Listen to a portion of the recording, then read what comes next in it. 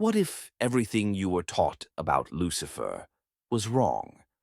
What if the being we call the devil was never meant to represent evil at all, but the spark of knowledge, individuality, and light that separates us from the beasts? His name, after all, means light bringer. So how did a symbol of enlightenment become the Prince of Darkness?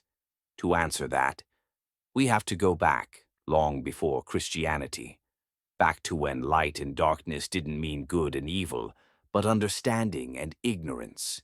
The story begins not in hell, but in the sky. Long before the Bible, the word Lucifer was used by Roman astronomers to describe the planet Venus, the brightest object in the dawn sky. Every morning, just before sunrise, Venus would rise, a single blinding point of light that appeared to challenge the sun itself, and then vanish as daylight took over. The ancients saw that as symbolic, a being who rose in beauty and brilliance, only to fall when confronted by greater light. The prophet Isaiah used that very image to mock the arrogance of the Babylonian king. How you have fallen from heaven, O Lucifer, son of the morning. It wasn't about a devil. It was political poetry, a warning against hubris. But over time, those words took root in imagination. The fall of a shining star became the fall of a shining being. And so, slowly, the myth of the fallen angel began to take shape. By the 4th century, early Christian theologians were weaving together scripture, Greek cosmology, and oral legends. They needed a figure to embody opposition, a cosmic rebel. Enter Lucifer, transformed.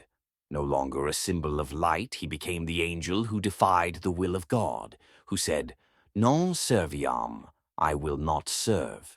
In these retellings, Lucifer was not destroyed for his rebellion, he was cast down to reign in darkness. And that fall became one of the most powerful metaphors in all of human thought. But here's what most people miss. The fall wasn't about evil triumphing over good. It was about consciousness awakening, the price of free will. To fall from grace is to become aware of your own light and to pay the cost of it. Look closely and you'll find Lucifer's story everywhere, written under different names, wearing different faces. Prometheus defied Zeus to bring fire, knowledge, to humanity. He was bound in torment for eternity, his liver devoured by an eagle each day. Eve reached for the fruit of knowledge, and humanity was cast out of Eden. In Norse myth, Loki defies the gods, sowing chaos but also progress, forcing even Odin to question the order he built. In every civilization, there is a being who breaks divine law to awaken human potential. Maybe that's why these stories endure, because they mirror our own condition. We all start in ignorance, obedient, comfortable, unthinking. And then something calls us, a question, a spark, a temptation to know. And once you see the light, you can't unsee it. You fall, but you also awaken. Here's the paradox. Every symbol of illumination also casts a shadow.